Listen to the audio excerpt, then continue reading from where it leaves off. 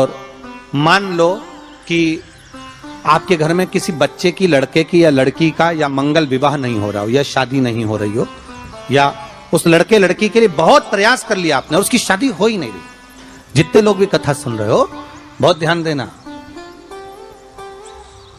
ये जो पानी पीने का जो मटका होता है ना, जिसको हमारे यहाँ कलश कहा जाता है, हंडा कहा जाता है, जिसको हमारे यहाँ परिंडा कहा जाता है, मटका कहा जाता है, तो पहले जो मटका चलता था वो लाल कलर का चलता था, ठीक है।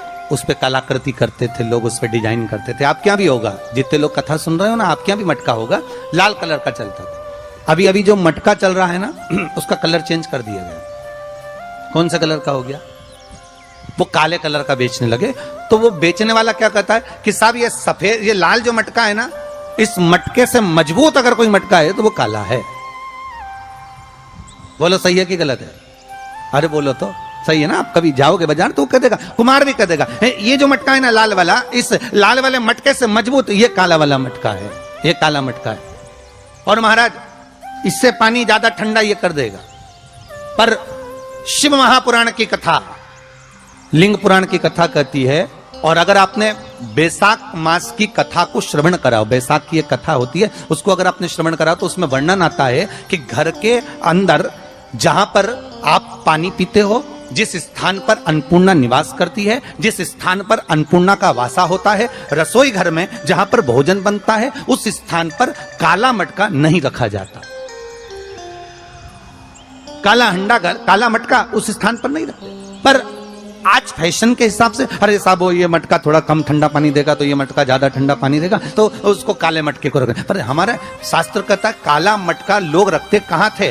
पहले जो शास्त्र रीति थी, उस काले मटके को रखते थे जब मकान बनता था, जब प्रॉपर्टी बनती थी, जब जमीन बनती थी, जब जायदाद बनती थी, संपदा बनती थी, तो उस स्थान पर उस काले मटके को केवल नजरोटे के लिए, केवल हाय के लिए, केवल नजर के लिए रखा जाता। उसको लोग लेना पसंद नहीं करते।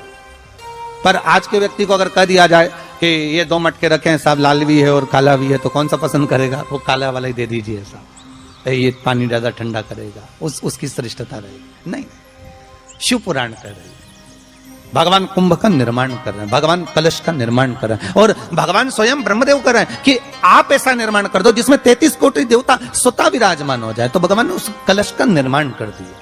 अब कलश का निर्माण करा तो स्वयं भगवान ब्रह्मदेव बोले, प्रभु इस कलश के अंदर मेरा स्थान कहां है? मेरा स्थान कहां है?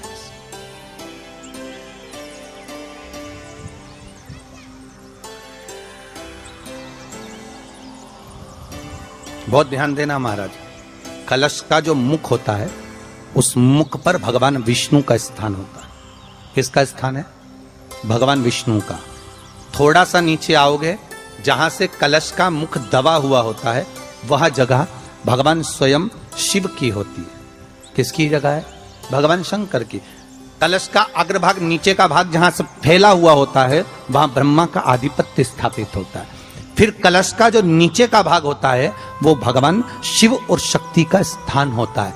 कलश के बाहरी भाग में, जहां पर बाहर का हिस्सा होता है, उस कलश के बाहरी भाग में 33 कोटि देवताओं को भगवान शंकर ने लाकर विराजमान किया होता है। महाराज भगवान शंकर 33 कोटि देवताओं को निमंत्रण देकर उस कलश में विराजमान कर दिया। कितना सुंदर है महाराज जी। उस आम के पल्लव की महत्वता को जरा जानिएगा, बहुत बहुत ध्यान दीजिएगा। आम के पत्ते देखे आप लोगों ने? अरे बोलो जम के तो बोलो, देखें। उसका प्रयोग कभी आप लोगों ने करा? आम के पत्ते का कभी प्रयोग कर कर देखिएगा।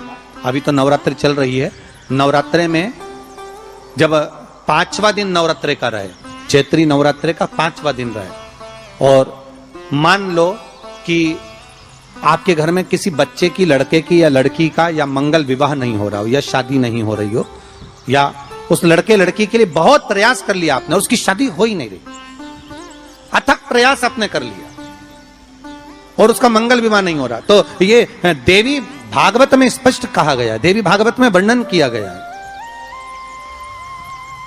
देवी भागवत में वर्णित किया गया।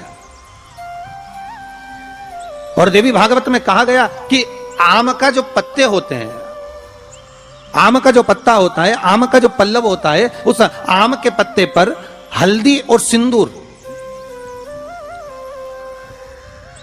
इन दोनों से स्वस्तिक का निर्माण किया जाए। देवी भागवत का संवाद है, बहुत ध्यान देना महाराज। जिन कन्याओं का विवाह ना हो पंचमी के दिन, नवरात्रे की कोई सी भी पंचमी, मतलब जो पंचमी तिथि पड़ेगी कोई भी नवरात्र हो, चाहे वो 4 नवरात्र में से, चाहे वो पौष का हो, अश्विन का हो, चैत्र का हो, आषाढ़ का हो, किसी भी नवरात्र में आप कर सकते हैं। एक पान के पत्ते पर, एक ही पत्ते पर जो 2 स्वस्तिक बनेंगे, एक हल्दी का बनेगा, एक सिंदूर का बनेगा।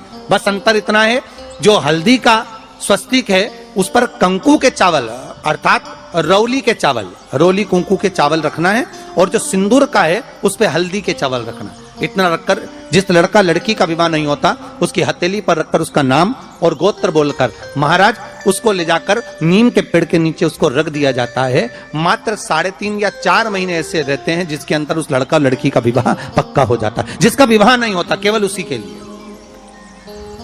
जिसका मंगल विवाह ना हो रहा। आम के पल्लव में शिव का वर प्रदान है, आम के पल्लव में शंकर का आशीर्वाद, आम के पल्लव में शिव का।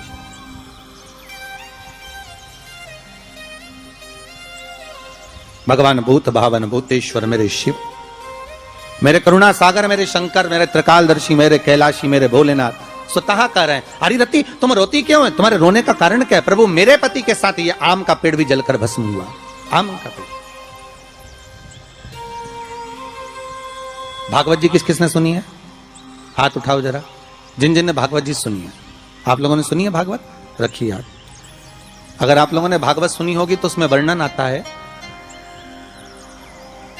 तक्षक नाग डसने के लिए जब जा रहा था तब ब्राह्मण देवता जो जहर उतारना जानते थे उनको लेकर राजा परीक्षित के पुत्रों ने अपने दूतों को भेजा था लाने के लिए कि एक ब्राह्मण ऐसे हैं कि वो तक्षक नाग का जहर उतार सकते हैं, वो तक्षक नाग के जहर को समाप्त कर सकते हैं, तो आप उनको लेकर आओ। और वो तक्षक नाग का जहर उतारने वाले उस ब्राह्मण को लेकर जा रहे थे। तो सर्प ने विचार करा, तक्षक नाग ने कि बताओ ये तो गजब का काम कर रहा, अगर ये ब्राह्मण पहुंच गया तो ये ब्राह्मण तो सर्प का जहर उतार देगा। तो सांप तक्षक नाग को ये चिंता लग गई कि मेरे को ही डसना है और मेरे जहर ये उतार देगा, और डसने भी एक ही बार है और मरना चाहिए परीक्षित को श्राप लगा है, अब करूं तो करूं क्या। तो सर्प ने विचार करा कि मैं एक रूप रख कर जाता हूं और इस ब्राह्मण की परीक्षा लेता हूं।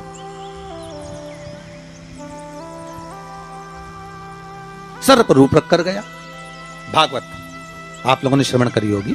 तो जब तक्षक रूप रख कर गया और उस ब्राह्मण के पास में जाकर पूछा कि ब्राह्मण देवता ये बताओ कि आप कहां जा रहे हो, तो ब्राह्मण बोला आपको नहीं मालूम, राजा परीक्षित को सांप डसने वाला है तक्षक नाग और मैं जहर उतारना जानता हूं। अच्छा आप जहर उतार दोगे? हाँ।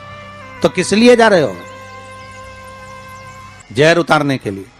तो जहर उतारने क्यों जा रहे हो? तो कहा राजा है राजा, जब राजा का जहर उतारेंगे तो मुद्रा भी कितनी मिलेगी आपको मालूम नहीं है क्या? अच्छा ब्राह्मण देवता इसलिए जा रहे हो? हाँ। पर उसको तो किसी संत ने श्राप दिया। अरे तो श्राप संत ने दिया है, हम ब्राह्मण हैं, हमारा कर्म है किसी को बचाना, तो हम तो बचाएंगे। अच्छा आप में इतनी सामर्थ्यता है कि आप तक्षक नाग का जहर उतार दो? अरे तक्षक नाग आकर अगर मेरे सामने खड़ा हो जाए और किसी को डस ले तो यह पक्का है कि मैं जहर उतार सकता हूं। अच्छा तो इतने में तक्षक नाग सामने बिल्कुल प्रकट हो गया और तक्षक नाग प्रकट होकर बोला बता ब्राह्मण किसको डसूं मैं? ब्राह्मण ने कह दिया तुम्हारी मर्जी पड़े उसको डसो। सामने एक पेड़ था, उस पेड़ को ब्राह्मण ने उस तक्षक नाग ने डस लिया। अब तक्षक नाग ने उस पेड़ को डसा और डसने के बाद में वो पेड़ पूरा जल गया, पूरा जल गया। अब पेड़ तो जल गया पर ब्राह्मण जो था जिसको परीक्षा देना थी वो ब्राह्मण को यह नहीं मालूम था कि इस पेड़ पर एक संत बैठकर साधना कर रहा था, तपस्या कर रहा था, और जब वो पेड़ जला तो वो संत भी जल गया, संत भी जल गया। अब जब संत जल गया ब्राह्मण ने हाहाकार की आवाज जब सुनी तो आंखों में जल भर गया। आखिर हुआ क्या? ये संत जल कैसे गया? तो कहा इसके जलने का कारण केवल इतना है कि अब आप जीवित करो, इस पेड़ को हरा भरा करो, इस पेड़ को हरा भरा कर दीजिए।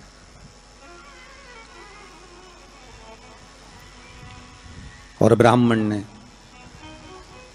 हाथ की अंजलि में जल लिया। हाथ की अंजलि में जल लेकर ब्राह्मण उस जल को पेड़ के ऊपर छींट रहे थे, तो सबसे पहले ब्राह्मण ने यह मन में सोचा कि भोलेनाथ, शंभु, त्रिकालदर्शी है कैलाशी, कृपा ऐसी करना कि सबसे पहले जो पेड़ पर जो संत बैठा था वो जीवित होना चाहिए। जो वृक्ष पर संत बैठा है वो जीवित होना चाहिए।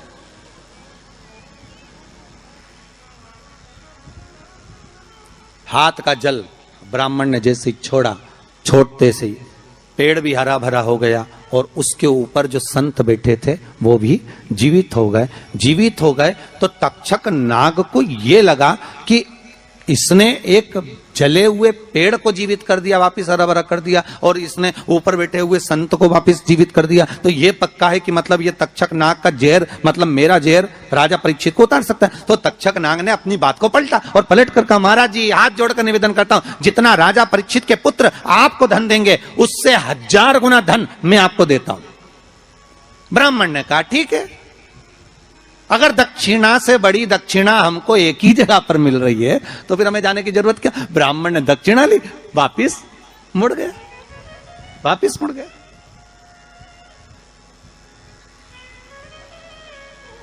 अब ईमानदारी से बोलो, वो ब्राह्मण नरक गया होगा कि स्वर्ग गया होगा? जरा जम के बोलना हो, सुनाई देना चाहिए हमको। कहां गया होगा? नरक। काय में लिखा है? देवी भागवत में।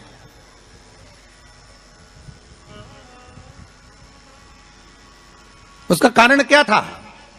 शिव महापुराण की कथा कहती है जैसे एक नाव चलाने वाला व्यक्ति नाव लेकर जा रहा है और उसमें बहुत सारे यात्री बैठे हैं, बहुत सारे यात्री, और नाव डोलने लगी, आंधी चलने लगी, तूफान चलने लगा, हवा आने लगी, लहरें उठने लगी और नाव डूबने लगी। तो जो नाव में बैठा हुआ नाव चला रहा था वो कूद गया और कूद कर बाहर निकल गया, और निकलकर सारे के सारे जितने नाव में बैठे थे वो सब जलने लगे। जितने नाव के अंदर बैठे थे वो सारे के सारे जलने लगे।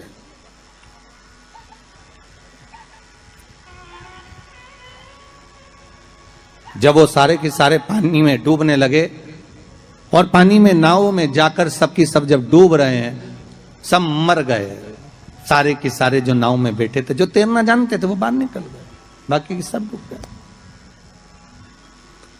नाव चलाने वाला जब उसके प्राण छूटे तो उसको एक नरक नहीं मिला, कम से कम 94 नरकों में वो नाव चलाने वाला गिरा।